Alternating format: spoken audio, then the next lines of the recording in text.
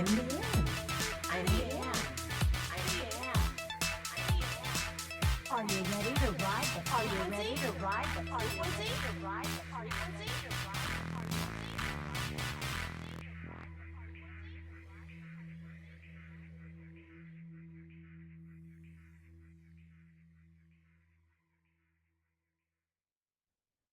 Welcome back to Riding the Frequency, folks. Here's part 2 of my very casual and sometimes personal chat with Mr. Rick Doty.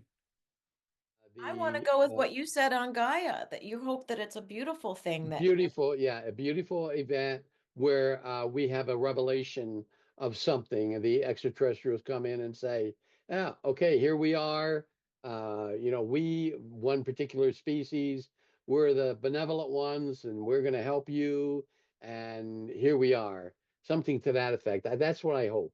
but how does that I not certainly play hope. on the psychology of the species where, oh, look, it's our new savior? Like, no, like maybe they need to teach us how to be accountable for our own state of being. And like this goes back into Joe Dispenza's work, you know? Um, Oh yeah. Come on. And then Um, Greg Braden and all these quote pseudoscientists are going to be validated because like when you use the word environment, it's not just the air that you're breathing. It's what you're thinking. Like if you think crazy things and you just stay angry, it causes a chemical and then the body gets addicted to the chemical. So then you're just an angry person because your body needs that hit. And like you'll use anybody to get angry. Like I was that guy until I realized, oh. Oh no, no, no, no, no, no wonder I don't feel good in my skin because I've been fractured. Interesting. So I've done a hell of a lot of work on myself since I got here in 2019 to get to the place where I even can articulate this intelligently, sort of. Um, I mean, so without them turning into our saviors, like, is there a way to psychologically prepare the species for being re-educated as to what we are without us flipping out, jumping out windows, and fundamentalist religious people who are going to find something out that does not go along with the religion that their family has followed for generations, which is now probably in their molecular or whatever, because if thoughts transmit to your cells, then with your whole being, you know something. And then what if you're right. told one day that's not it? Like, if they really want depopulation of the world, they should just tell everybody the truth, because I'll tell you, half the people will go nuts and kill themselves. So if they really want, they should just stop playing games and just release the Kraken or something. I don't know. I'm saying pretty controversial stuff to you. Well, no, I agree. I agree with you in the fact that the government, uh, if they came out today and or tomorrow, if Trump held a news conference with John Ratcliffe next to him and I'll put tells up us on the other everything, side. Yeah, yeah, exactly. Hal put off on the other side and tells us everything they know about extraterrestrials, there'll be a certain segment of society that could not handle it. No, but I people don't like care James who. Gilliland would take a big sigh of relief. People Right. like, right, come on. There are a lot of people who have been at this for a really long time and really like served themselves up mentally, emotionally, physically to the disclosure so that even if it, I don't know, it's like, is there a way to do it where it's not going to be catastrophic? There's going to be something catastrophic about it because it's going to cause some kind of existentialist identification crisis for a minute. There's no way around that. And Like, one of the major problems with disclosure is there's going to be some uh, damage to some people's idea or theology. well, that's the main Uh, one. And eh, if that's the whole thing, because theology is the main control mechanism, I feel like. So yeah, how is the Catholic Church going to control everybody the way they have? If the jig is up and the information that the Vatican's been holding tight down in the catacombs all gets released, like what about all the books that they removed from the Bible? Why? Because it would inform us of something. What something? Something that they don't want us to. Come on, like are we really like that 2-year-olds that can't find out who we are? Because then what? The people in charge will. The jig is up. I mean, come on. At what time? Is this middle school? It's like the planet of middle school mean girls. What are we doing? Well, they think the government thinks they're protecting society by holding back a lot of the deep dark secrets that they know. Some of it regarding religion, and some of it regarding the, uh, the dangerous extraterrestrials who have harmed humans, and the ones that President Reagan was worried about. The ones that There was Eisenhower made deals with and didn't know he was making deals with, and then it went sideways, and then he felt bad, but by that time he couldn't tell anybody, and now here we are. Like, really? It's so simple. I don't know why everybody got complicated. well, It's it did. and It got it real does get complicated. complicated, but like if you want a brush stroke or general stroke, they made a deal. He made a deal with maybe the bad guys and then didn't realize that he got duped, you know? Like we're just as gullible as the next guy. We're clearly a gullible species. We'll believe anything. Oh, absolutely. Yeah, So, I you mean, got that that was, right. yeah, right. It's Yeah. like definition of gullible in the dictionary. Earthlings? Yeah, here we are. Right. So it's a Wow. conundrum with an enigma built in between, as John Ramirez would say.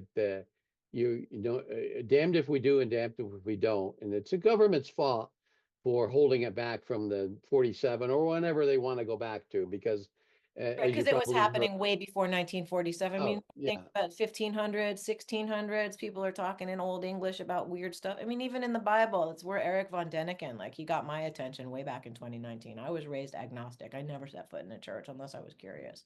I wasn't forced into any ideology when it came to theology and stuff. As a matter of fact, like when I went to the Rudolf Steiner school, that was as close to any kind of theology I got, and it really wasn't. It was more, you know, the Rosicrucian stuff and like in the sacred geometry and all that. We did form drawing and all these things that we were doing as activities that I had no idea was actually forming some kind of coherence in me. Sorry.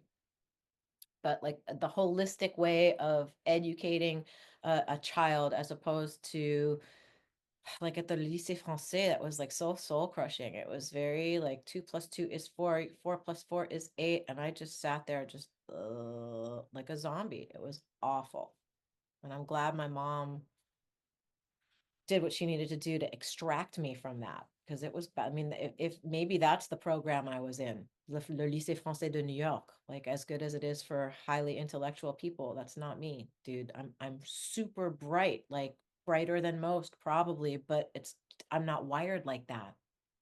yeah. I'm wired to be an open channel, is what I feel like. Those are the only appropriate words I have. Well,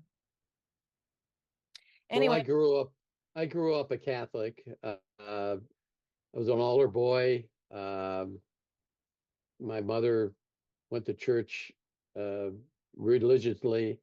My that a father pun? didn't, but but and then I after I got out of the military, I went to a Lutheran college, Pacific Lutheran University in Tacoma, where we had to required to take so many semesters of religion 1 and 2, and then theology 1 and 2.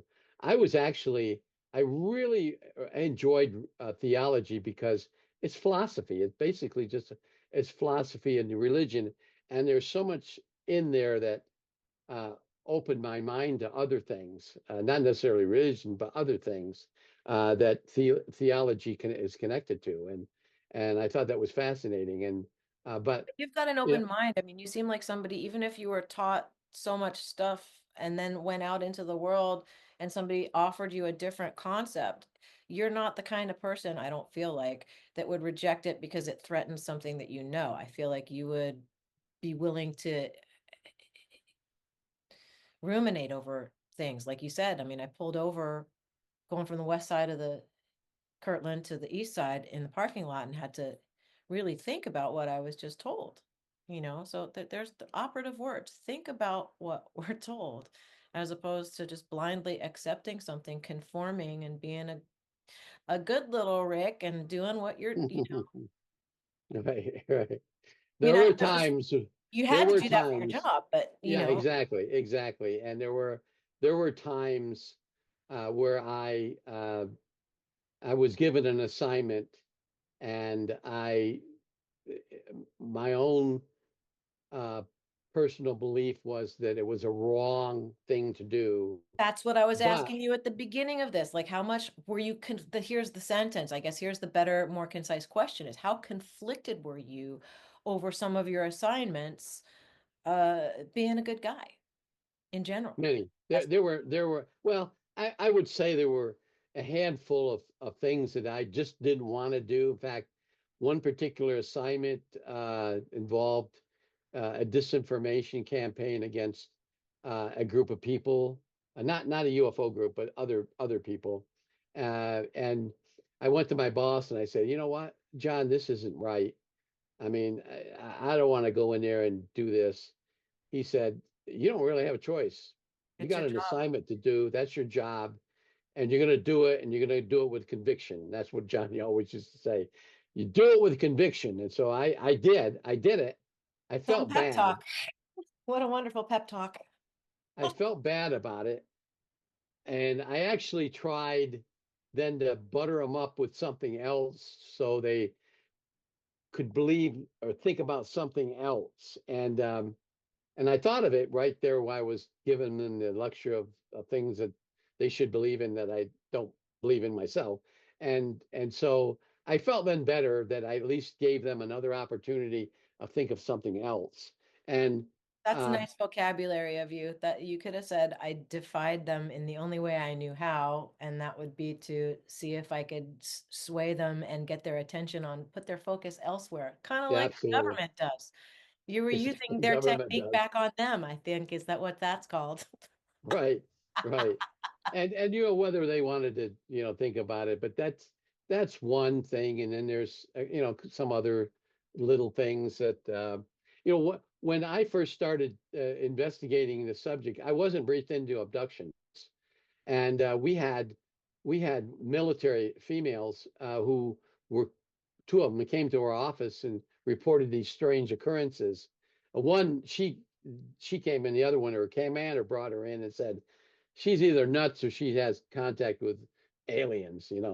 And I didn't know anything about the subject at the time. And so I didn't believe it.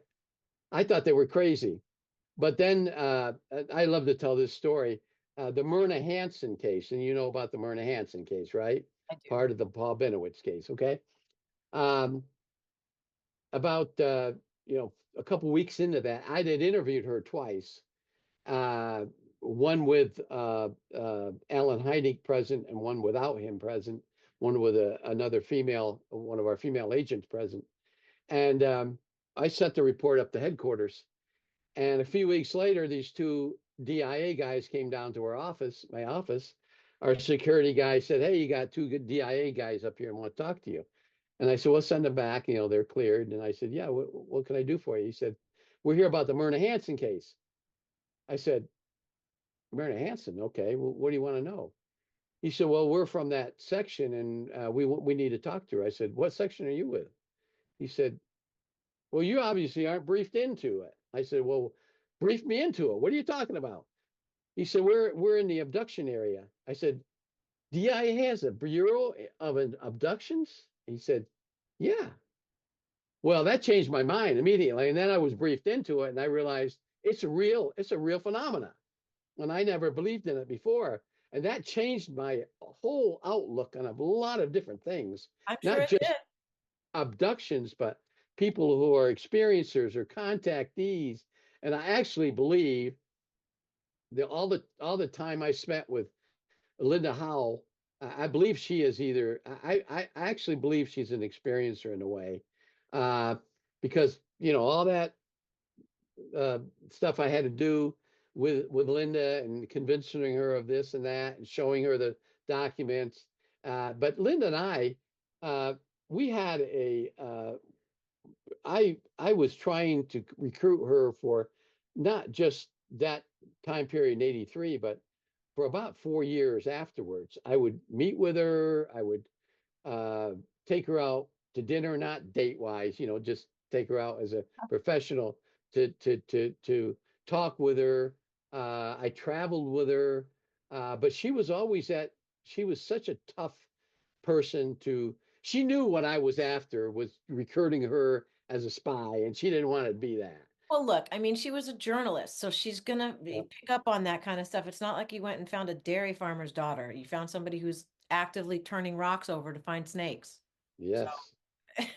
no wonder you wanted her. She's good at it. And she had a lot of sources that we need to know who those sources were, and she never told us a single A one. good journalist, Ross Coulthart isn't gonna tell Yeah, anybody squat either, you know. exactly. I Exactly. love him. And I love that guy.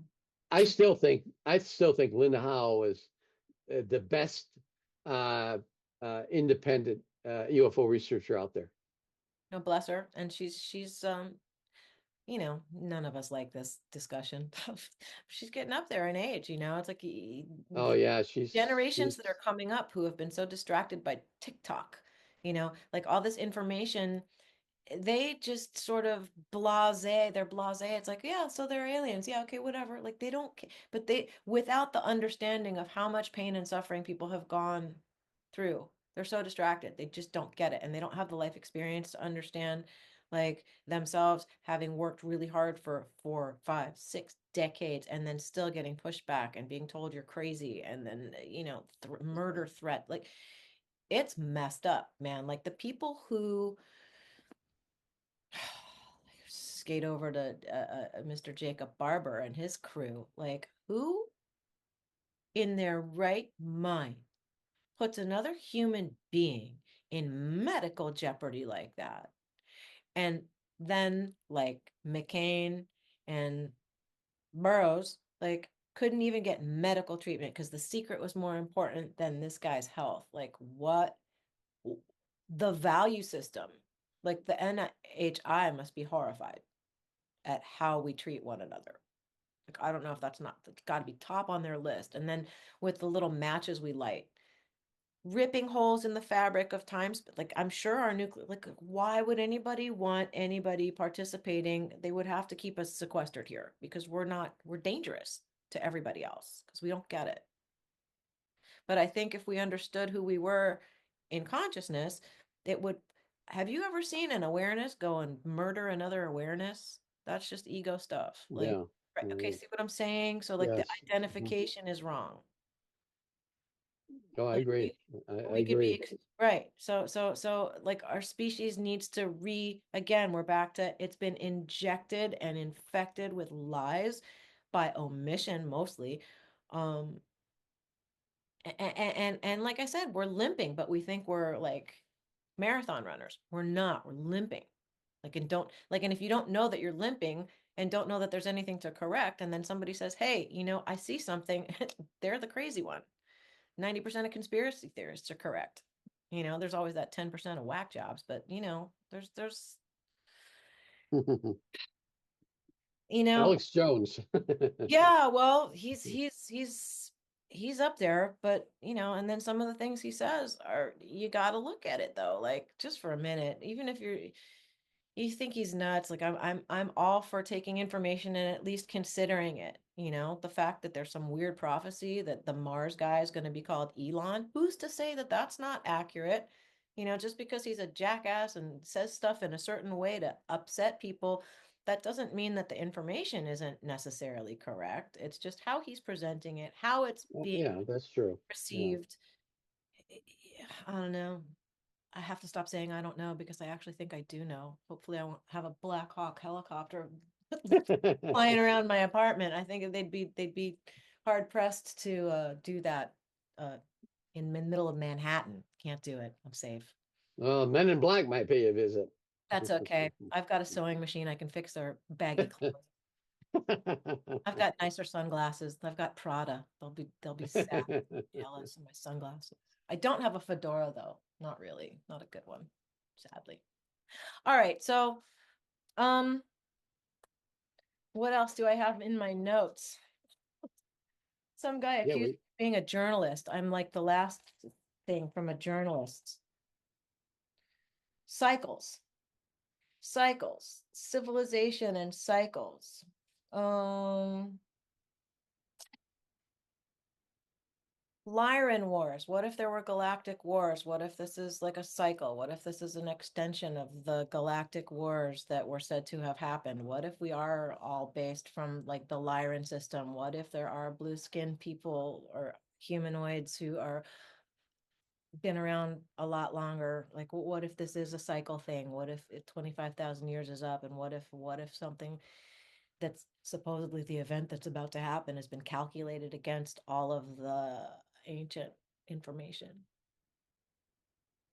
What ifs? What ifs? Thoughts? Any thoughts on that? What? Too Well, blue for a OSI guy? what my take on this is, they're saying, John Ramirez and many others have said, uh, that there's going to be something occurring, uh, between now and 2027. My first question was, what calendar are they using, and how? I mean, certainly the extraterrestrials aren't using our calendar, because their time period is nothing like ours.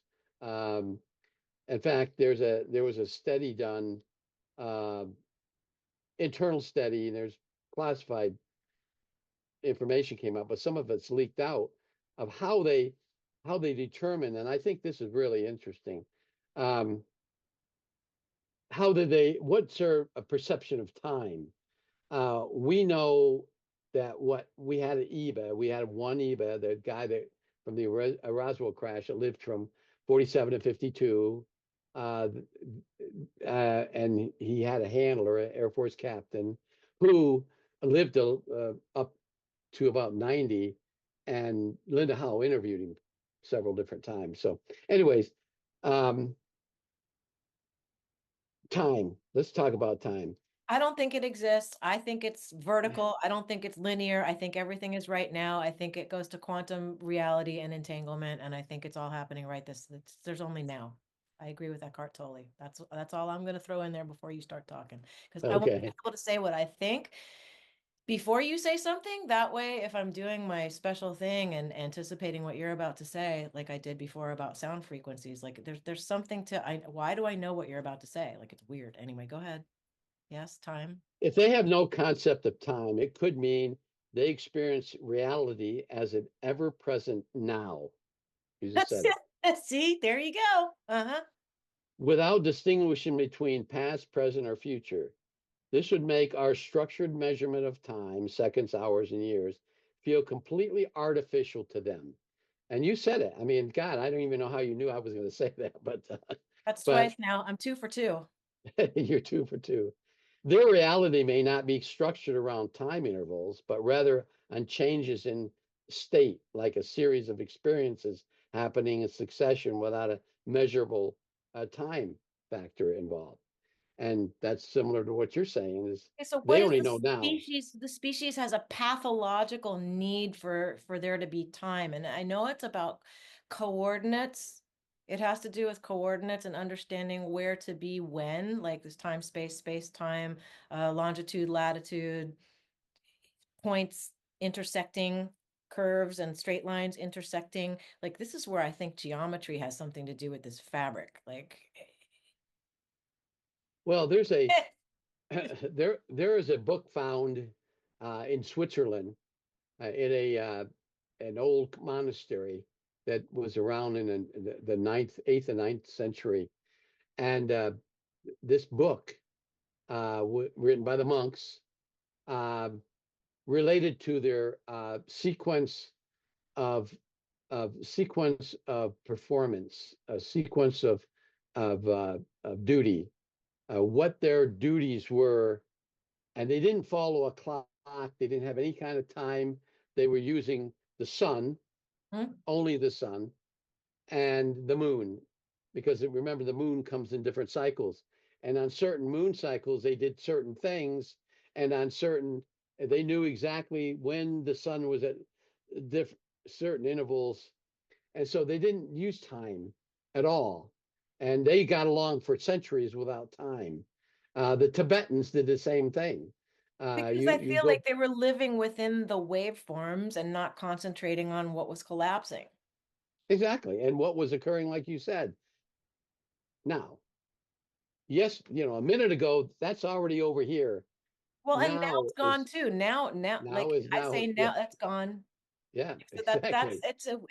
and I'm going to say the word again. I'm sorry for my figurative fluent. It's a mind fuck, man. All of it. Like I wish it weren't. No, But I agree, and so it's difficult for us to understand. This is what Dr. yeah, but Puroff isn't it says. our responsibility as it's a civic responsibility, I'm going to say it that way, to self-realize for each individual to do that on their own and then come back to the collective. I feel like there's some kind of ritual or rite of passage everyone has skipped and just shown up and been allowed to go function completely incoherently. Identifying with all the wrong things and then believing everything that's told them. That's nuts, Rick. Well, Make it, I Daddy, agree. make it stop. Yeah, yeah, I agree. I agree. And time can be, time can affect humans in different ways. Like, for instance, you wake up in the morning, or you're sleeping, and your wife or your husband says, "Hey, it's time to get up. It's 7 o'clock or 8 o'clock, or you got to get to work, or you got to do this." We're so Condition. embedded into conditioned into that, you know. Uh, and so, how would we make it without that clock, I don't know, or but if a you think time about period? this clock that we've been assigned, how is that not part of some, like now I'm paranoid. Like, what if the Anunnaki came down and the Ijiji, who's a slave race and didn't have a choice about it? How is this not a complete parallel of that? We go 9 to 5, we make the money move. The money moves for who? The corporations. The corporations, what do they do? It's like this little, and then who's actually in charge? Everybody wants to say, oh, it's the Rothschilds, it's this, that. Like, wouldn't surprise me if it was actually the Borgheses and the whole Italian bunch. It has nothing, you know, um, because they're the ones closest to the Vatican. These Rothschilds are probably minions. They're underneath, but everybody wants to. And then BlackRock, why do they own Harry Fox and my music? Like, go away, go away. Gonna own everything. It's like the guy that has the most toys wins mentality. It's Right. Yeah. stop. It's making us sick. Or maybe we're really in a matrix. Well, then here comes like hermetic principles. Yes, exactly. Here comes hermetic principles. And if that's the case, then we've got Nassim Harriman and the unified field getting all excited about his math. And we've got Jimmy Blanchett with his radio, doing giant CE5s through giant radio. Right. Come on. Come on. How come he's not murdered? I love Jimmy. Don't touch Jimmy. We love Jimmy. Yeah, Jimmy's good. He's a good guy. Yeah. He's going to talk Another to me at some point.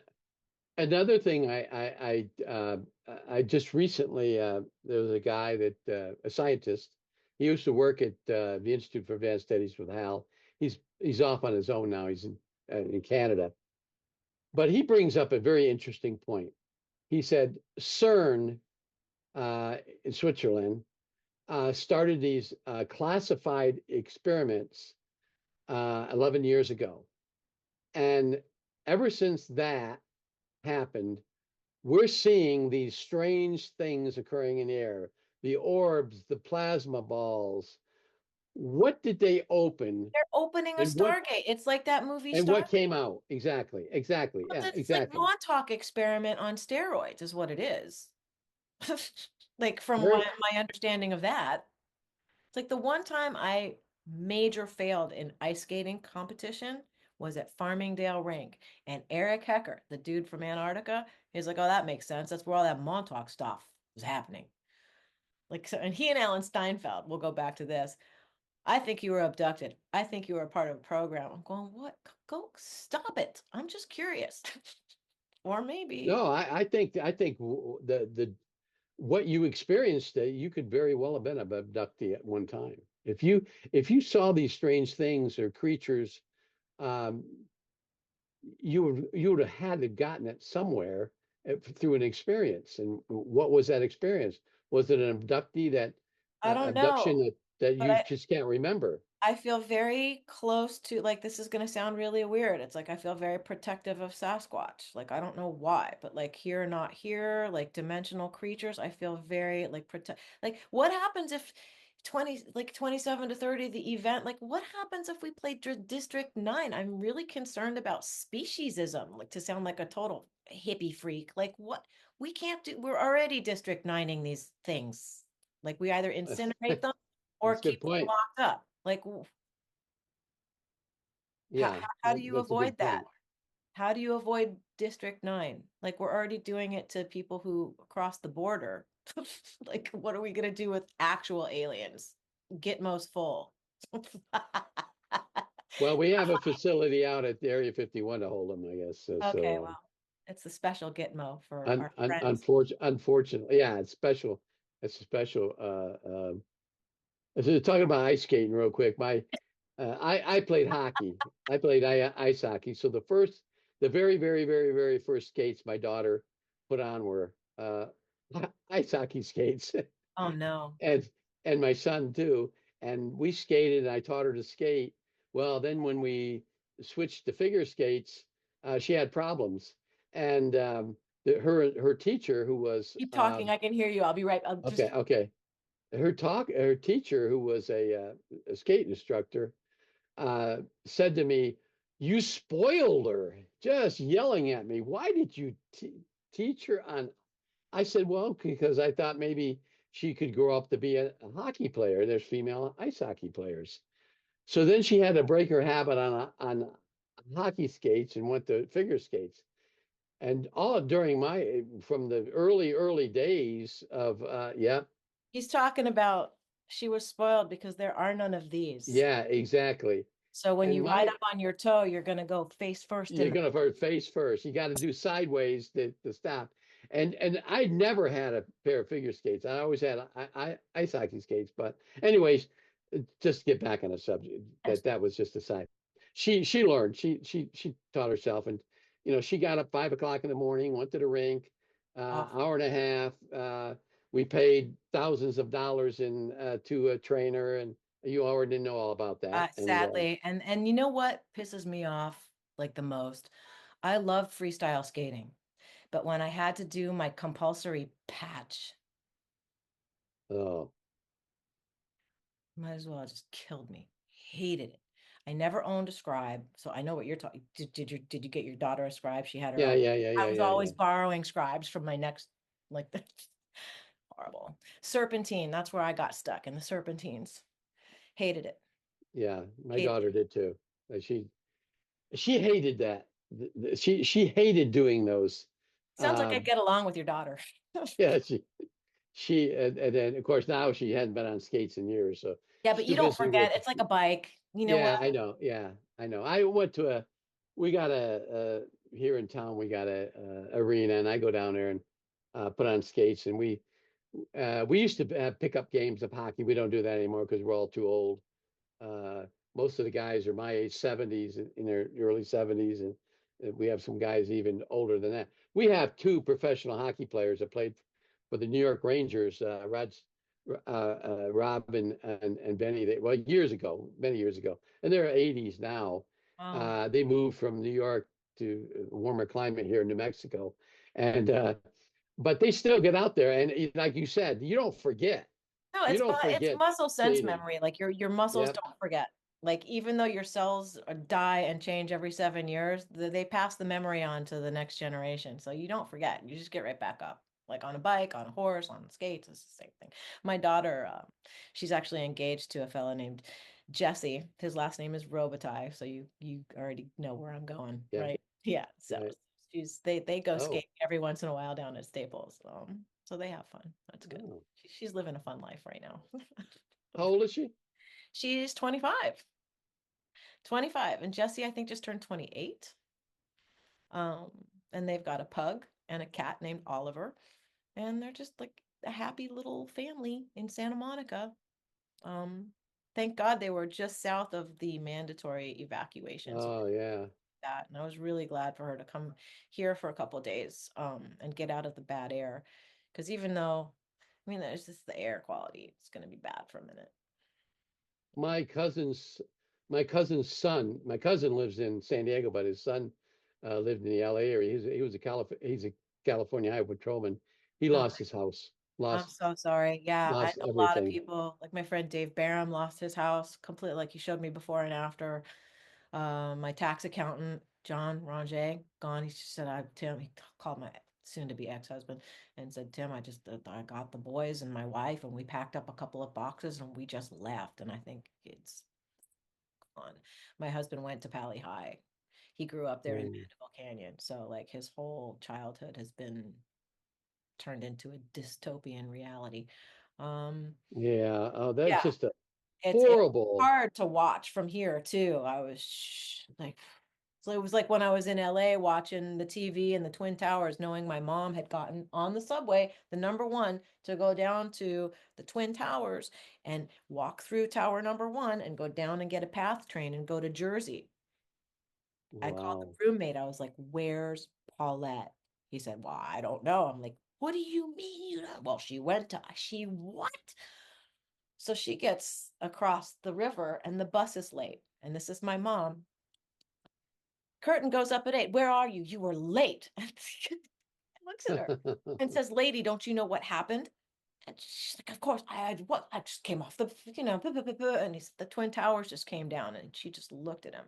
And that woman literally lived the last part of her life with such rancid PTSD. And then the Parkinson's. It was Oh, that's bless her too bad. heart. That's sad. Bless her heart. She lived to 98. She lived to September Wow.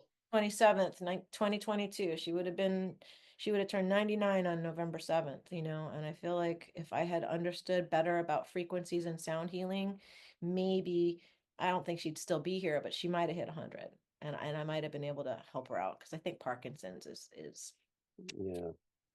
I don't know. I have my ideas about that dis-ease, but that's neither here nor there. Yeah. Wow. Okay, well, I'm gonna say something because I'm not uploading this and nobody can stalk you. You're gonna go see Cool in the Gang tonight? That's so cool. Are you Cool in the game are you tonight. gonna go see them? Are you going out there? Yes. How do you know that? Because it's on Facebook, dude. Oh. Facebook is not your friend, especially when Leanne's around. Oh, okay. Okay. I should Okay. have been a Yes. skip tracer, maybe. I don't know. Yes. Yes. We are. This is gonna go on after, so nobody can go looking for you. So do you like Cool in Okay. the Gang? Oh, absolutely. Yeah. I like all the, I grew up in that era and the 70s. I love that type of music. Uh, Anything with good guitar music in it, I love. And organ music. I actually play the organ too. I have a keyboard that I I I like to just sit and my wife doesn't necessarily like the music that I play. She is in the country western. She loves country western, and I do. We like and I like it too. But and we do a lot. We go out dancing country western because she loves to dance. But my first era music is the 70s, the type, and even in some 80s. But yeah, Cool in When the Gang, I broke out. absolutely. My mom said the Beatles because I'm telling you, jazz composer. She wasn't having this music. It's a three chord. Nah, nah, nah, and nah, nah, nah, and nah, nah, nah. That's what she used to make fun of it like that. And then my grandma from the other room, who died with a French accent, I don't know if it's a boy or a girl, and the way they're screaming. This is not music. So this is what I grew up with, and I'm like, but I like that. So, even in my own home, I felt like I can't really tell them what I like because I'll feel, I don't know, they'll shame me into Mozart or something. I don't know. So the Beatles were okay, but of course I had to take what little allowance I had and go get K-Tel's greatest hits. That was my first act of mm, I don't know. Defiance. Yes, that's a good word. My first act of defiance. The second one was my hair is really long now again, but when I was figure skating, of course, it was right around the time Dorothy Hamill. So I went to the Oh, Dorothy Hamill. Vidal Sassoon. Kerrigan, you were later in yeah. Oh no, I was before Kerrigan. Oh, yeah, Hamill, Dorothy Hamill. Yeah, Hamill. It was Hamill actually, and her coach, Peter Dunfield, Peter and Via Sonia Dunfield. Dunfield. That was my coach. Did Oh, you know Peter? really? Oh, you could. Did you know Peter and Sonia? I knew Of of them. them. I've never actually met him, but Peter we scared. were, we went to a Denver, Colorado. She went to a summer skating thing, and they were there, and they were teaching, but they were teaching a little older kids than my daughter. Yeah, man, those guys were serious. They had two sons. I think they're both still alive, but I think Peter and Sonia are both now passed away. And my friend Denise Beaumont, she's now a coach down at Chelsea Piers. I've never gone to skate down there, and those are actually my patch skates that I just showed you. I need to get different blades on them if I want to go mess around. And my W- Stanzionis are, I had Stanzionis made. Those are back in LA, but they still fit. So, you know, whatever. Well, Peter was we would watch them down at the other end of the rink, and he would scream and yell Uh-huh. I mean, yeah, He scared me, man. He scared me so bad. And it was right at the time I was at Le Lycée Français too. So like I was not, uh, my soul was getting crushed, and then I was getting terrorized at the skating club. And my mom was just wondering what the hell is going on with my daughter. And then she decided it was because my dad was dead. That was all the problem. Oh my mm. God, no, he's dead. You're the one that I'm with 24/7. Hmm. Well, there's another guy. I can't think of his name. We went up to a camp in Vancouver, Canada, for 2 weeks, and he was I think he was the Canadian figure skating coach. I can't think of his name. Tall guy. He was a renowned skater year back in the 60s. You would know him. I can't think of his name. He was also very, very, very disciplined. When my daughter went out there he had everybody stand at attention on the ice. I Oh, don't it was want you to probably move a those skates. Project Paperclip reject gone. And I thought, wow, I mean, this isn't military basic training. What? And then he had to have do all these, well, all these moves on the standing still. Move your skates one way and move them the other way, and Right, so that you can understand the inner edge and the outer. in and outer edge. Yeah, exactly. And he did this over and over and over and over. That's how we learn, And though, repetition, and then it that just just, becomes yeah. autopilot, and you don't think about it. So I guess he had a reason he was doing it, but there are nicer ways of Then indoctrinating. he put the cones on, and they'd have to do the back serpentine, back skating only. One, yeah. I couldn't go. I couldn't. I mean, hockey. I learned. My dad had me in skates when I was 5 years old. None of I that was stuff. about You three just when I skate. went in skates. Yeah, like you little, you can Three, walk, you can three. skate. Get out there. Yeah, yeah, yeah. Anyways, Mine was an accident. I think I did it. Somebody took me to Wallman Rink, and like they put the skates on me, and off I went, and they just kind of went, a "How?" natural. You're a natural. I remember having problems like with my ankles rolling a little bit, but then once you figure that out and you figure out your center of gravity and keeping your knees bent just slightly, you're good. Did you tape your ankles? I did not have to tape my ankles, but some people do. Yeah, my daughter And had to tape it. yeah, because I mean, it's a joint, it rolls, it's hard. Yeah. I think part of what helped, maybe not because I wasn't in dance class, but like dance class where you isolate, like you'll be there and you'll isolate a shoulder without moving anything. And you see these people moving their feet and their head stays level. Like you really learn how to isolate different parts of your body without moving other ones. You really have to be very conscious in your skin. Like I don't know how else to put it. Oh God. What acting school did you go to? I studied with a fellow named Tony Menino at a place called the Drama Tree. And then I went to a fella named Bill Alderson for a summer session, and he was a Playhouse guy. So he was kind of intense, and he scared me, and I don't think I lasted the whole summer with him. It was bad. I studied how to speak with a woman named Marion Rich, and Mariel Hemingway was in my class. That was kind of fun.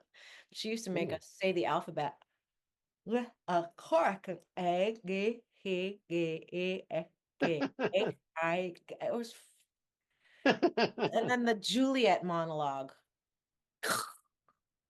just want to do freestyle skating, Mom. Like in acting, it was the same thing. It's like making me sit still is just not what you want to try to do.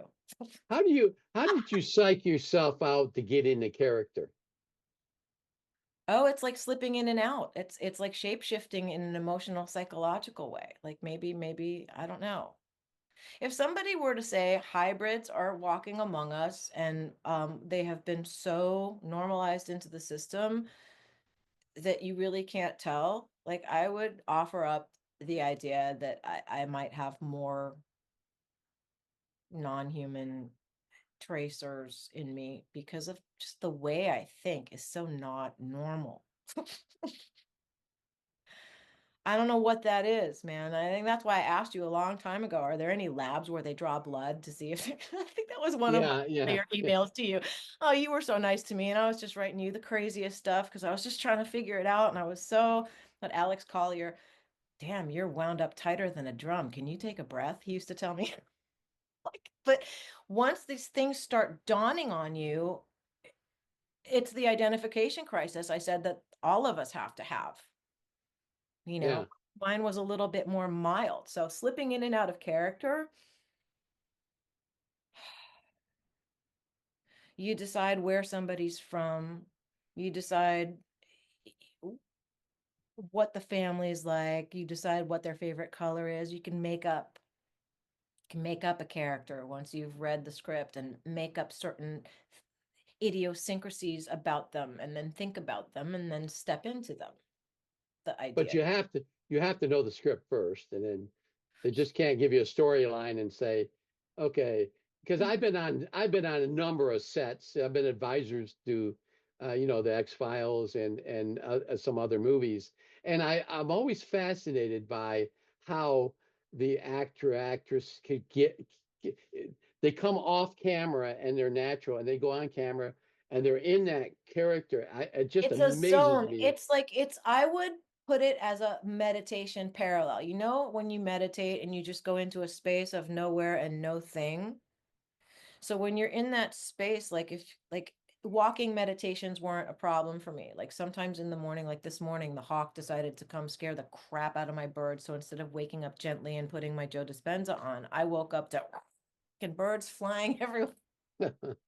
So I had to snap out of that, like just put that to the side. It's the same thing that doctors have to do. You put your reality to the side long enough to embrace something else, and then you just fully accept it as real in that moment. And then when they call cut, you just snap out of it and go get your coffee or whatever. I mean, it becomes a very natural process. But Is there ever been a character you just say I can't get into that? um those are the characters where I probably didn't book the job because the audition didn't go right because I Didn't wasn't. go right. And then it goes back to frequencies. Like, why wouldn't frequency apply to this as well? Well, that's a good point there. I had occasion to meet Ernest Borgnine years ago, and I sat and talked to him for a while, and I asked him that same question. He says, "I'm just myself. Some actors are I've like just that. come myself." The guy that played Ethel Mert, Fred Mertz, Yeah, Fred Mertz. Yeah, Fred Mertz would never read the script. He'd yeah, flip. He'd just read his lines. He'd show up on the set. He didn't give a what the story was about. He just came, delivered his lines, and left. That was it. yeah, There are people who play themselves every time. These are like celebrities that the character doesn't ever really change. Then there yeah, are actors like Gary Oldman, who sometimes, yeah. Gary, yeah, he's good. oh my God, Yeah. talk about, I mean, how acting isn't shapeshifting in some way, shape, or form. Uh, I don't know. It really kind of is. Like, and this, I hesitate to use that vocabulary because then it's a fine line. Actors get paid to be really vulnerable, which makes us, for the most part, like I've always heard, like, you're so real. It's like, what? I don't get it. Like, yeah, I'm real. Like, I don't know what else to be unless I'm getting paid to play a character. And then I have to find some reality and truth to that. Otherwise, nobody's going to believe it. So you really have to get good at putting aside everything you know to be true and making up a whole other life, which then, you know, people then say, well, if you do that for a living, then how can I believe anything you're saying when you're not, like, again, Yeah. we're so That's paranoid. that's true. Yeah, yeah, that's exact true. Because you're playing somebody, All it's for my job, but like in real life, I'm not like that. Do you even understand? I had to put makeup on Monday, and then Lala Bright and Bob McGuire, that was Wednesday or Thursday, maybe. And then you said yes. I'm like, oh, come on, really? This again, and then Monday again. It's like, how do you get so resentful about applying liquid to your face? Like, what is that about? well, I tell you what, when I first started working at Gaia, And they in had you 19, sit down with a little tissue so that you don't get the yeah, it must have been. the first, you go there for there's a actually you go through a little it's an orientate, they call it an orientation where they tell you what to do, what the do's and don'ts on camera. Okay, Oh don't look at the God. camera, don't do this, you know I that. I wish they mean, would hire me because still, and I love Emery, but he's still really stiff. He's like, yeah. he's too stiff. It's like you gotta talk like you're talking to your buddy. Like it's like, hey, it's Emery. Today we're gonna talk to Richard Doty, not hi, I'm Emery Smith. And Yeah, I today know. talking to he was intimately, he can't say the word intimately. That drives me nuts. Like, I know.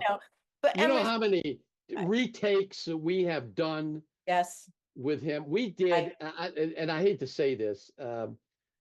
Emery is a great friend, but there are times he when, needs a little when, coaching when it comes yeah, to and this when we stuff. do 3 or 4 episodes At in a a day, time. I can tell that you guys do that because sometimes you don't change your jacket and sometimes you yeah, do. I'm like, they just sat there for 4 hours and they whacked it into 4 episodes. or six and a half Or six, hours, and then six and a, we yeah, and they're do a half hour whole episodes. segment because, as you know, episodes are broke up in segments, Yep. and so we do this segment and this segment. Then Sid or Josh or somebody will say, "Cut! Oh, wait a minute, we got to go back and do this and this." So now you got to go all the way back and do, yeah. And and I see, the first It's time I ever been exhausting. on, exhausting. God, I was on the X-Files set when they were filming up in Seattle, and it takes forever to do a scene. Cut, camera angle over here. They got to go back and they got to say the same lines. Well, I yeah. thought, Like unless you've got a couple cameras going at the same time where you've got a wide shot set up and you're also lit to do over the shoulders, which can then get expanded into close-ups. Like it's a whole thing, man. Editing. I can't even like my daughter while she was here helped me shoot a music video for a song. I was like, you pick one of the songs that you like because I get very like I try to give her lots of space in music and she doesn't necessarily like to collaborate with me. So I thought, well, okay, maybe if I tell her to pick a song out of all of the ones and then tell her like this is kind of the basic thing and then you and my best friend go come up with a concept and I just want to be the actor.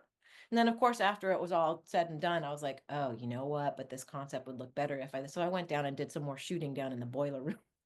But then coming back and editing it I thought, oh no, like that the aliens are here, the video that Adair was in, that took me weeks to chop up. oh, Learning how to use Final Cut Pro. Like I never used that before. iMovie, but then Final Cut Pro is like a little more. And then I thought, well, I really want a DNA thing. Well, how do I do that? So I spent another $99 and got Motion 5. And then now I have to learn how to use that and make effects. I did what I needed to do. Like, and now I'm trying again for this other one because I want like smoke and fog on the wow, tedious, yeah. tedious. But I like it's very megalomaniacal, but I like doing it all myself because I know what I'm thinking.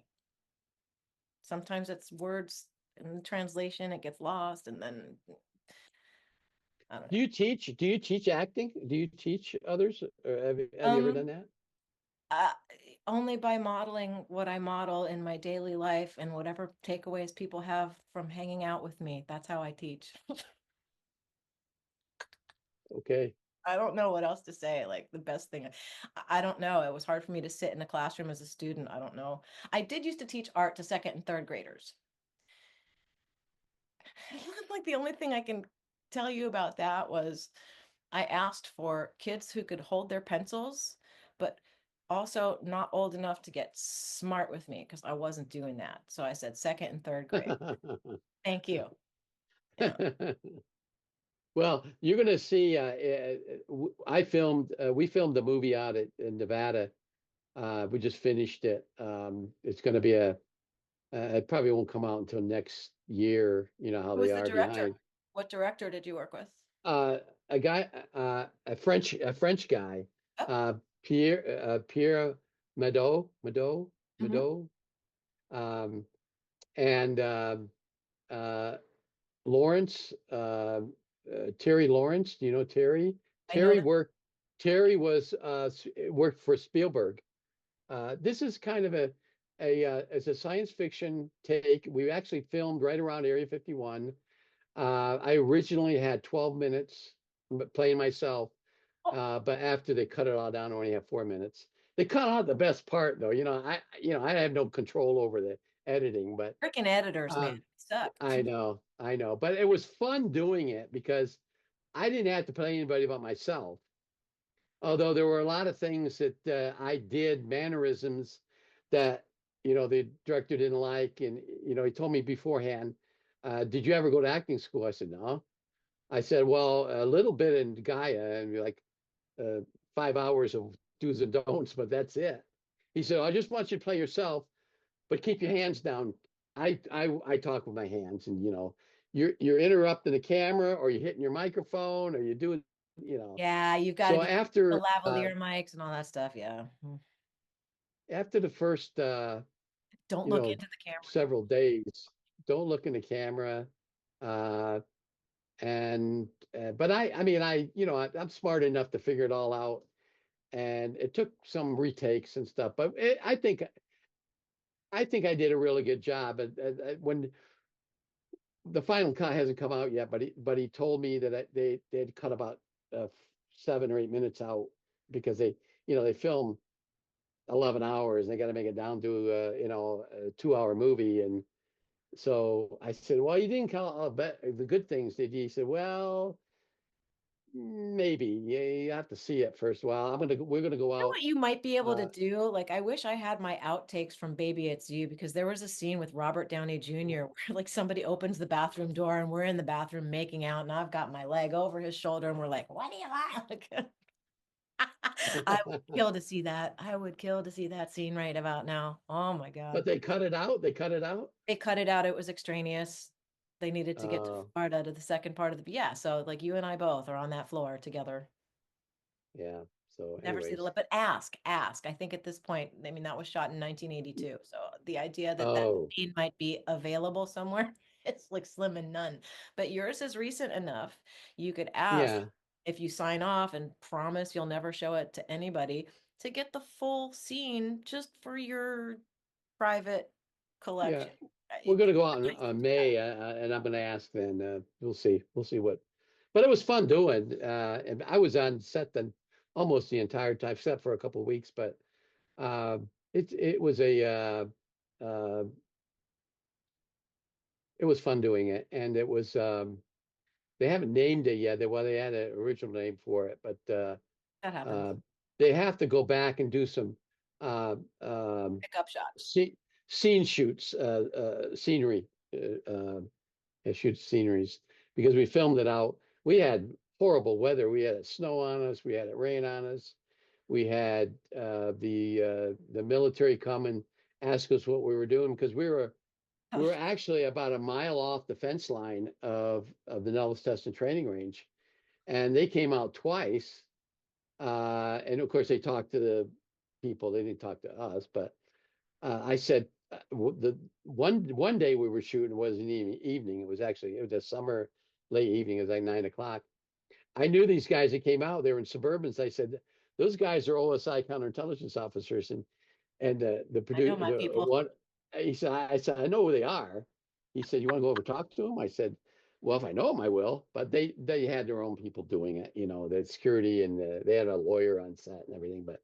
But they actually, the commander wanted to see what they were filming, and the producer and the director, they showed I wasn't there, but they took it to Nellis Air Force Base and showed them, a rough cut or whatever they showed him.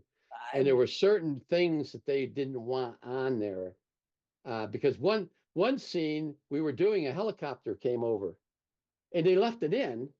Yeah, hey, that's free stuff, We and they didn't want the helicopter in, but I think they talked them into keeping it. It was outside the area. It was free. The space is free. The air is free. You can film, and they actually had that. And I think that's going to be a great shot based on what the scene was. Sure. I mean, it's what we call happy accidents in our business. Happy act. Yeah, exactly. Like the scene. I don't know if there was a scene in the X-Files where Scully was coming in a door, and there was a vehicle outside, and it was an actual accident and they kept that in.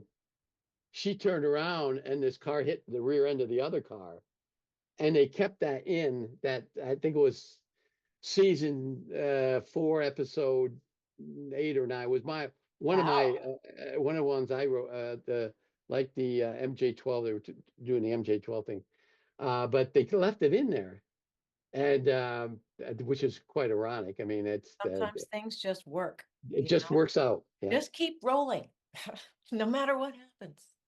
You never know what you're gonna get. We kind of got off the subject here. Yeah, we totally did. is- You were reading when you were talking about time. You were reading something that wasn't. Yeah.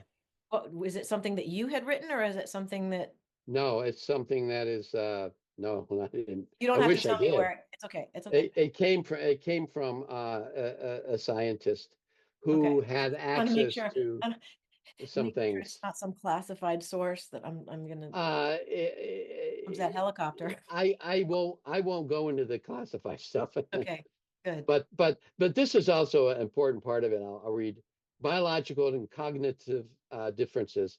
If alien species doesn't age or decay in a way humans do, they have never needed to measure time for survival, such as season, aging, and reproduction. That would explain why they never developed the concept of time as we did as a human. Now, that's something to think about.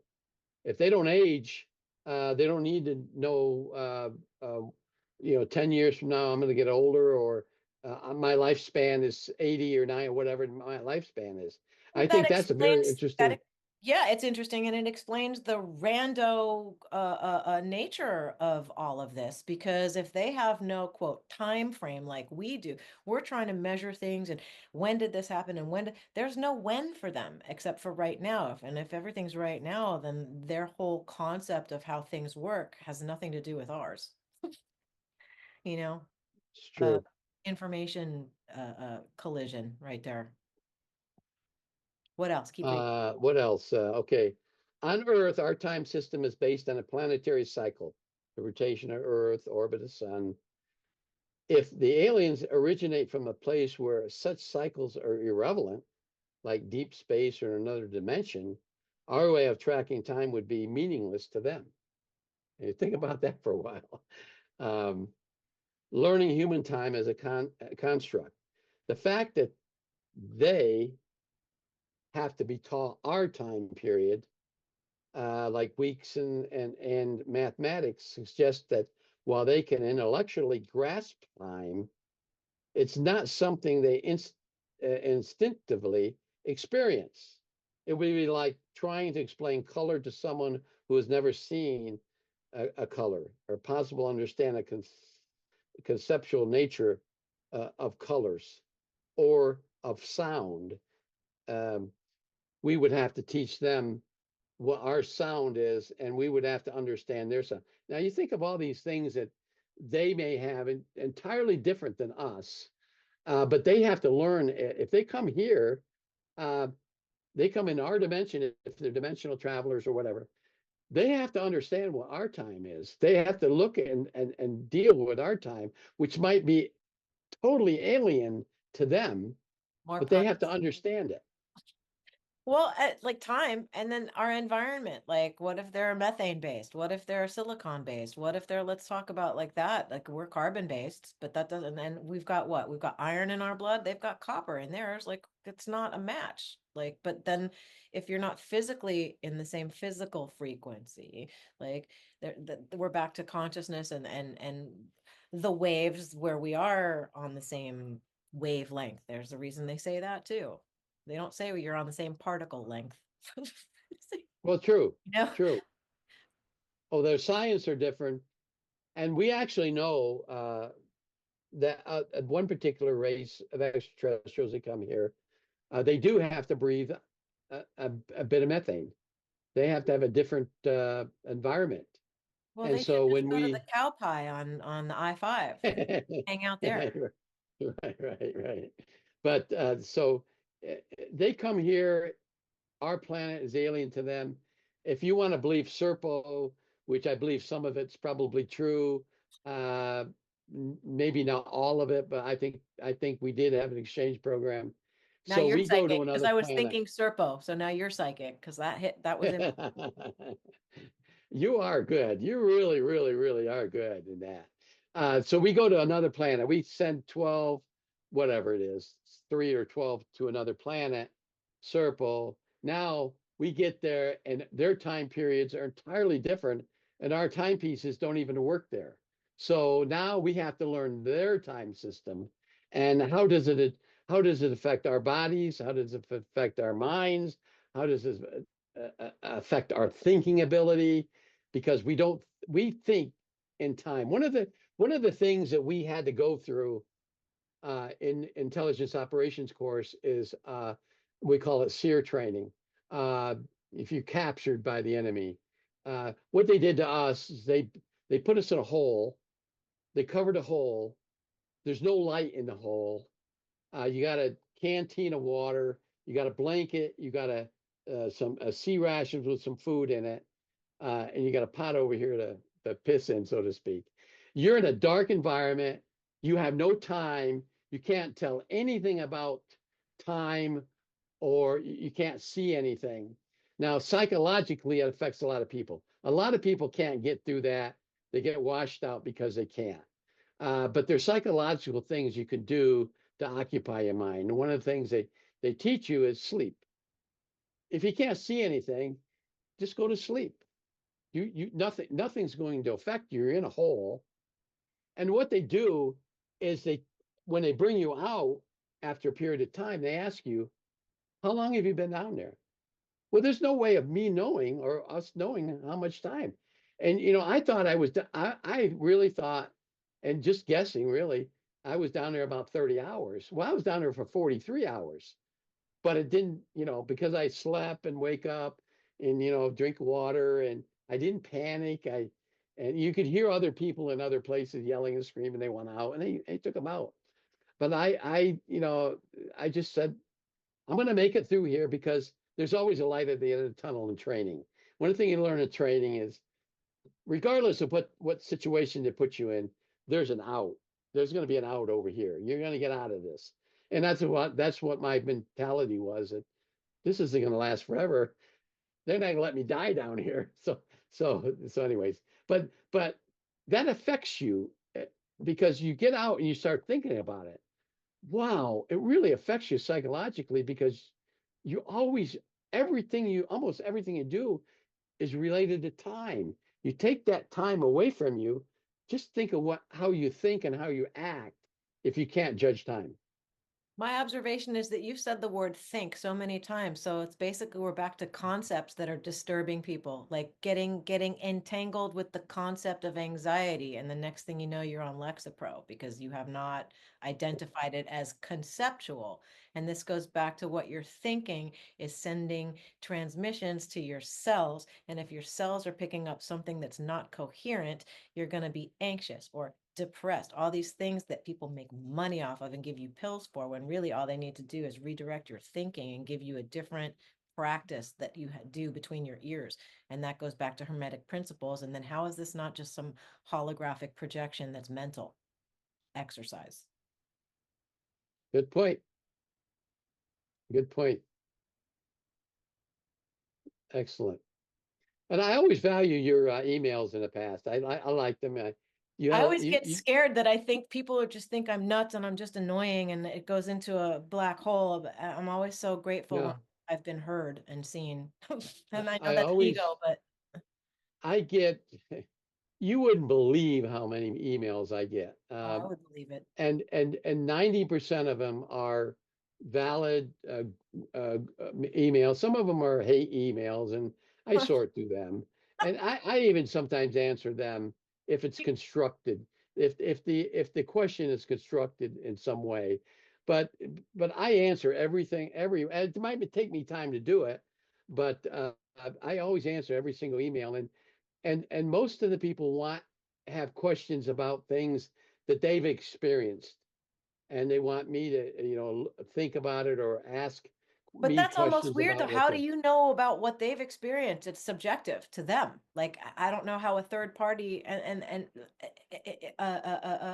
alternately, I don't know like how pathological it is that we've been trained to allow outside triggers to throw us off balance. Like it goes both ways. It's we're back to the construct we've been given to work with and in. That was bad. I ended a sentence with a preposition. Sorry, mom. uh, I do it all the time. But I don't always answer them the way they want to hear, or what they expect, but I do it. I do the best I can based on what their question is, and some of the questions are impossible to answer. But I Is it try the way to. they're constructed or is it the actual question? Yeah. I was in the spacecraft and I saw these things. What were they? What were these things that I was? How do I know that? That I get a lot of that stuff. Well, So I got with Bob McGuire when I said I've had these crazy dreams and I'm driving, but it's not like a regular street. And there are these dipping and turning, and I'm always scared that I'm gonna fall off like the imaginary rail that whatever I'm driving. And he's like, well, you're doing this, but like think about it, close your eyes. I was like, okay. And then I opened them. He's like, no, close your eyes. I was like, okay. He said, look around the craft, look around the car. He said, are there any sharp angles? I was like, no, actually. And he's like, and how are you? Stop using the word like, Liane. And how are you controlling or steering this thing? Is there a steering wheel? And I said, actually, no, there's not. He said, how are you doing it? I said, I don't know. My hands are just down in front of me. And, I don't really need to go into any deep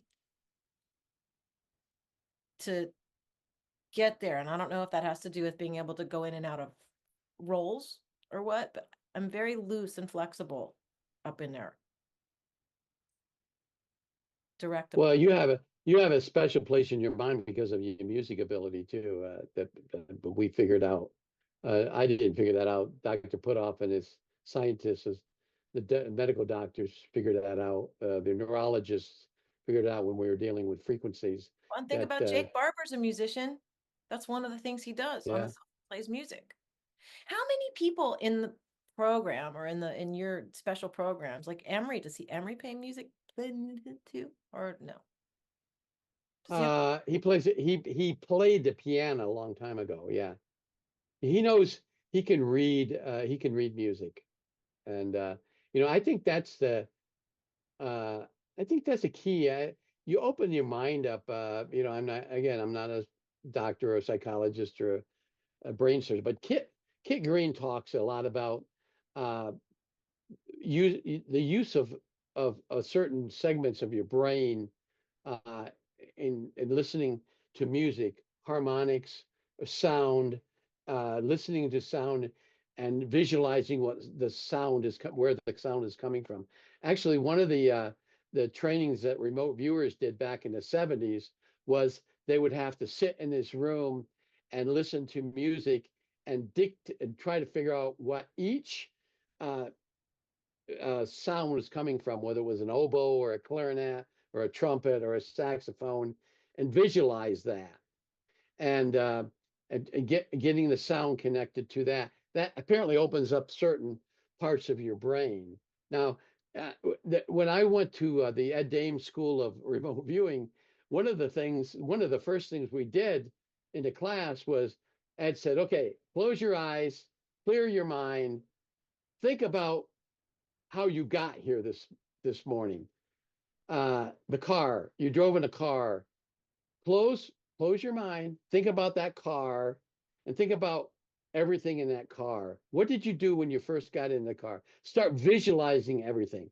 And that's just one way, I guess, you start opening your mind, and then there were other mind exercises that we did. But I never was able to really, like, you had that box up on the stage and there was something in the box, and it it was it was a pencil without an eraser. But people were drawing this and drawing this, and I drew a bird. I thought it was a bird, and I was obviously wrong, but I trying to visualize it, and how you do remote viewing, and I realized I would never be a remote viewer. So it was fun taking the class. Ed was a friend of mine, so he was trying to help me out. He was pushing me along, but I didn't follow that. I've seen him being interviewed, so I can imagine in my mind and how that must have sounded. Like, come on, Rick, you can Yeah. hear. Yeah, I noticed that my eyes were flicking back and forth. I'm like, what's going on? It's like, oh, so as you were talking, I was listening to what you were saying, but I was also putting myself, like, maybe this explains something to you. As you were talking, I also put myself in a space, like in a compartment, where I was hearing different sounds from different instruments and then visualizing the instrument. Like I was trying to feel into what you were telling me Ed Dames was making you do. Like, and I can bifurcate and live there while I'm listening to what you're saying. Does splitting my Yeah. attention and still being focused on both. Like a lot of people say you can't multitask because then you don't do either thing properly. I beg to differ. If we are multi-dimensional species, then why is multitasking weird? I think hyperfocus is weirder, but I do that too. Well, yeah. You got a job in the military. When I was in the regular Air Force, my job, I had to multitask, do different things all at one time. So that, yeah, I agree that you can be taught those, and it's muscle memory. A lot of this stuff, you learn to do, Right. Certain and things are on autopilot, certain things are like and when I think too, like sometimes I feel like it's here, sometimes it's here. Like when I have rando mediumship or something's going on, the information's usually here, back here somewhere, and I'll grab it and it'll come out my mouth or out my like the music I hear, it's in my head, but like it's coming from out. It's not coming from in my body. It's coming from a somewhere like the field into which all thoughts have been thought to date aggregated, and then you just whatever back to frequency and matching something. I don't know, that's a lot. Well, I think you probably have to go. I had a couple more questions, very casual. You got yeah. I think. Go ahead. If you got a um, couple questions, it's we can not get through it real quick. it's more back to Hollywood. Like, have you seen here I'm gonna throw three shows at you. One, I made David Adair binge with me over 48 hours, called Space Force with Steve Carell. Yeah. And then I think while he was here, they announced that season 3 would not be happening. And I said, so they just announced that they're not going any further. And all he had to say was, yeah, well, the stuff they put in that show, man, they saying some stuff they shouldn't be saying. Like, no wonder they didn't get picked up. Like, oh my Yeah. God. Yeah. So That's there's, David. Yeah. I have such a huge spot for him in my heart. I do, David, if you're watching, I do. But, things got a little complicated. Let's just go there and we'll drop it from there. I can tell you that he called my bird the electrician, and I still call her that because she loves to screw with my sconces. But he's a nice man. He's a very nice man. Yeah. He's got a very big heart. And he's very entertaining. He's very entertaining. He has a great deal of knowledge. I've He done does. done a couple shows with him. He's a wealth of knowledge about the subject. He sometimes says too much because he's been visited by the FBI on several occasions because he said things that he shouldn't ever have said. And Okay. and I was in a I would remote viewing room with him, and he came in and he was like, I don't know what's going on, but I swear to God, there's somebody in tactical out there's something going on in my yard, man. I need to go get my gun. Like he got flipped the F out. And we all just sat there like, okay. But now that you're telling me that, it doesn't surprise me. Like when he got home yeah. from shooting the music video, he got kind of sick, and then he was telling him, I was in New York, I was shooting a music video about aliens. It was with my friend. She's a movie star, and they thought he was nuts. They tried to lock him up for being nuts. And then Charles went in and was like, "Yeah, no, Google Leanne Curtis. This is not. He's not. He was." And the apologies, but it sounds crazy. People are still so conditioned to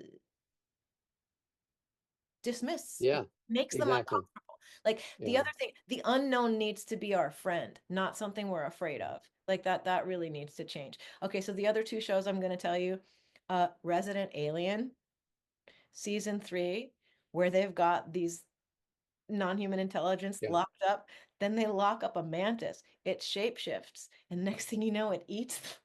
It's just, and I'm like, who's writing this stuff? They must be Oh, I watching. know the guy. He spent 32 years in U.S. intelligence. Chris, what's his name? Chris? Is it Chris? The No, creator? no, no, no, no, no, no. It's not no. It's somebody entirely different. I'm not going to give No, his no, no, it's name. okay. No, I don't need his name. He's I don't need his name, he's but he was the advisor, and he wrote. I love that Uh, show. I well, love you that. know, we don't like the first time I ever read anything for X Files. I didn't even know what a script was. Chris Carter said, just write down a story, which I did. I wrote like 6 pages. And he said, that's all I need. I can get a script out of this. Right. Okay. I'm sure he got So, 2 scripts out of it oh, many. And or so that's more. what he did. This guy, he wrote these things.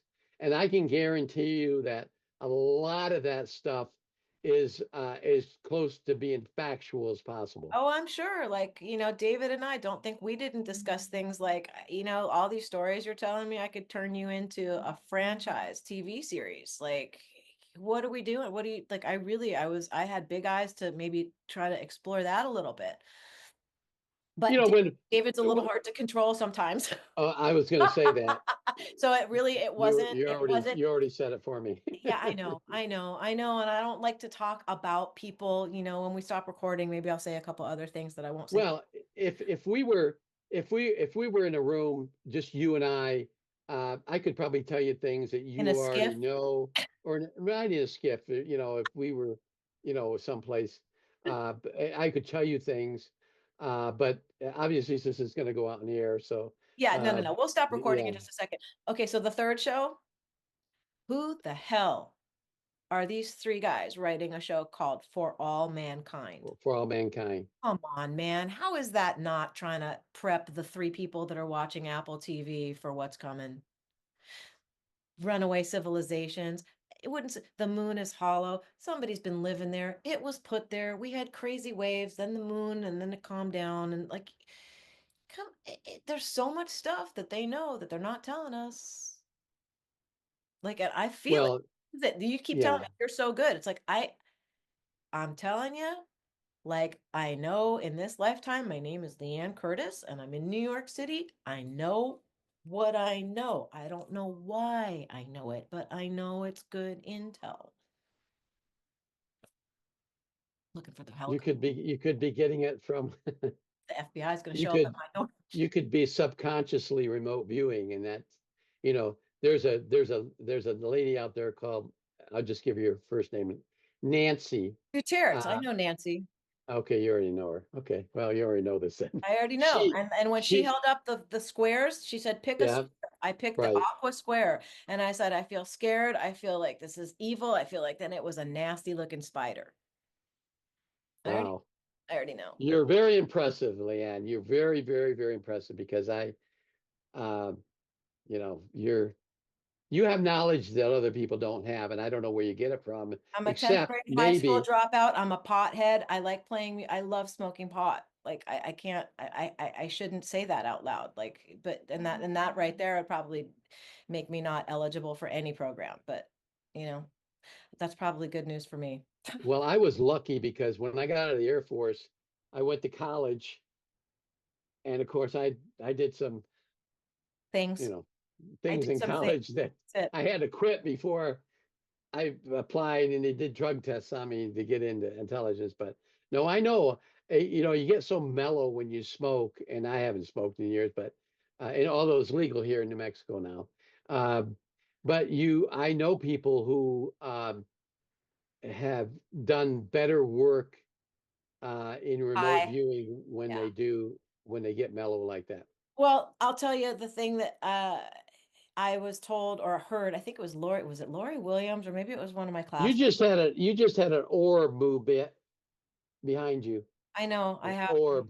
I know. Lala saw it and she said it was bright and it was playing in my hair and that it kept showing up. And every time it showed up, it would show up brighter and brighter. And the last time she saw it, it was big and it clearly had wings on it. Well, it enlarged when it came in to your left. Uh, I'm and glad you're seeing it. I'm glad there's a 'cause I didn't see picture. it. There's a picture right there, green, something green over here. Yeah, right That's my there. reptilian guy. And as it passed along there, it got bigger. And then it came behind your head. I couldn't see it there, obviously. And then it shot out to your right. Definitely Uh, my pair. Okay, so like this is back to your last episode of Cosmic Disclosure where you're talking about where is the alligator guy? He's not there. Um, the difference between the orbs that just move whatever, that's what I have. I'm surrounded. I live in a sardine can and I have no problem with them. I talk to them. They respond to me. Like I do CE5 and the walkie-talkie goes berserko. I meditate and I put my hand up and I'll say, Mom, nothing. Leah, Leah, Leah. I'll call my dead friends. And when they shoot by. So I'm like, all of my family, like they never left. I don't think that they're stuck here. I think they've gone, they know they can leave, but I think they hover. I think I've got very close family in whatever form they are energetically. is this a plant down here, or what is that down here? That Uh, yeah. that's a Christmas tree.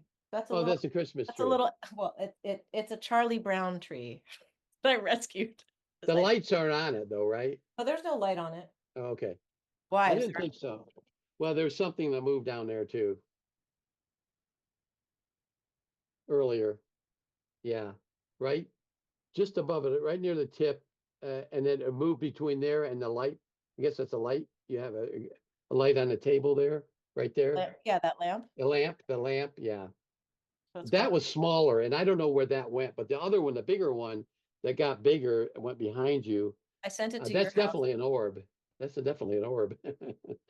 Well, I'm glad you're I got seeing one. it, man. And you've seen everything. So like I've now surprised you. I've heard you thinking. And here's the weird thing. You know, when you guys are doing your round tables and in the chat, Mhm. I'll start commenting in the chat and saying things that you guys haven't said yet. And then 3 seconds later, you guys say it. Like it's been Wow. a portal to ascension. When I would get in the chats and start commenting, it would always be I and I don't hear you. Like I've had precog things happen before. Do you perceive, I'm sorry, are you married, right? You said you're married. Not for Do much you longer. perceive, well, okay. It's okay. Okay. I shouldn't Uh, say that because if David's watching, the phone will probably start ringing again. no, I'm saying if you're with your husband, and you perceive something and you tell him that, does he get upset or Yeah, have you? yeah. He tries to Okay, gaslight me. Like he okay, okay. gaslights me. Gaslights me. Um, it wasn't a fun Well, situation, but I knew something was going on and he lied to me for 2 years and made my daughter aware of what was going on and told her to shh, DFU and don't tell mom. And she kept telling him, you have got. She feels it in her. You're making my mom feel crazy. You need to, like, it's psychologically abusive when you do that. Like, and you think you're so arrogant to think that psychic is bullshit.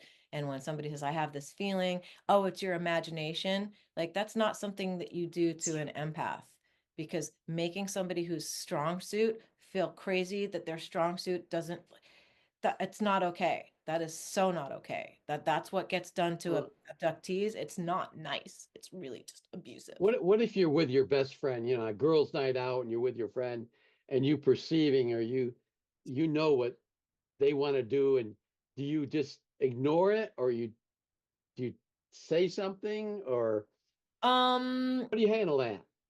I handle things like I knew it was you before caller ID, Oh, okay. knowing who's on the phone. Like I always from a small child knew like something just feels weird. I don't know what feels weird. And then I would look and I'd see, oh, it's a full moon. So I'm very, very, very sensitive to the moon cycles. Wow. You know, we should the theory that we should be in a 13-month cycle with 28 days in each month, like we have extra minutes now left over. Um, something's whack. I think like that calendar and then changing something about 432 hertz, changing it to 440 did something whack. Like that's not right. That was another perversion of what should be not tinkered with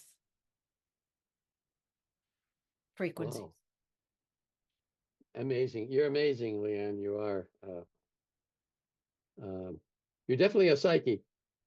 Uh, and I think if you really, really, really expand what you're capable of doing, maybe you're doing that. You want to help Uh, me? I don't know what I'm doing. I have no idea what the fuck I'm yeah, doing. I will. I mean, I mean, you're remarkable.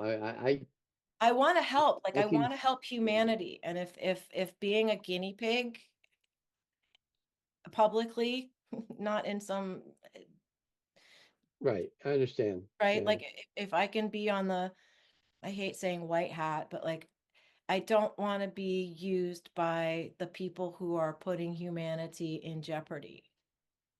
I want to be used by the folks that are trying to make nice and try to really do something parallel to offset what's going on. I refuse, like Richard Dolan, we got to keep fighting the good fight. Stop programming people into fighting anything. Just stop using those words. It makes me angry. And the other thing that makes me really frustrated is words themselves. Like I've always had my whole life, like they're so slow. Words are so slow. They're annoying. They're misgut. Like, why do we have words? It's annoying. Like it, immediate gratification, like with the communication. There's something like hijacked. I don't know. It's the words I'm coming up with. Like, so that's just how I feel. Well, I'll have to do what I can to facilitate that. If you want to help out, I can try to connect you to some people that Sure. uh, are a little strange, but you'll get used to Yeah, them well, after a I'm a little while. strange too. Hey, you know what, Rick? Let's end this now. I just want to thank you so profusely for going almost a whole hour more than you said, and I like Gaia may end up chopping this into 3 different things because it's a long time for people to sit. Um, I appreciate you so much. I have such a warm, big, huge spot for you in my heart now. I always did. I knew you were a good guy. Thanks for validating that. Um, I really appreciate you, and hopefully we can talk again sometime. Maybe we can do a talk just about the moon because I'm convinced that blue skin people put it there and would be perfectly willing to take it back if we keep fucking around. And even my mom said, some the blue skinned lady. I said, what about her? She said something, the moon. I said, what do you mean? She said, she's going to take it away. I said, she's going to? Well, no, but they're thinking about it. And I'm going, Wow, okay. that's deep. It Well, is. I certainly appreciate you asking me on the show. I had a lot of fun. I think we exchanged a lot of good information. And we related to a lot of good things together. And I keep this contact going.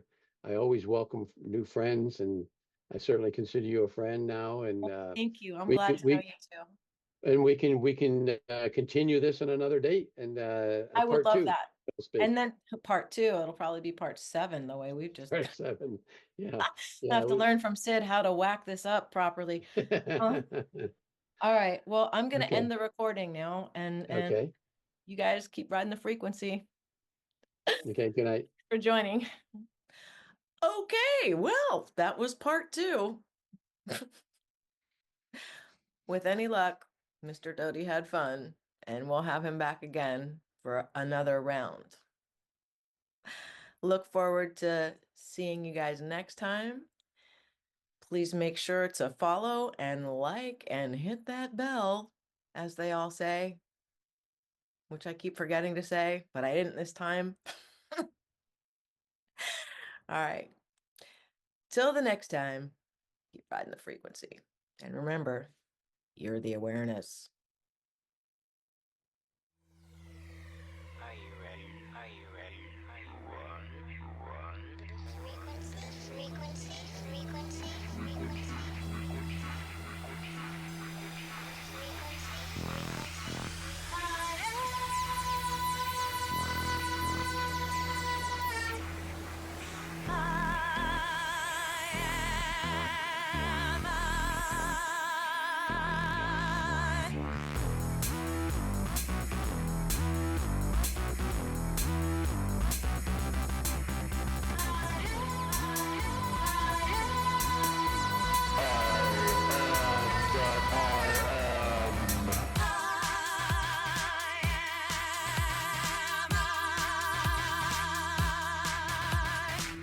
I'm the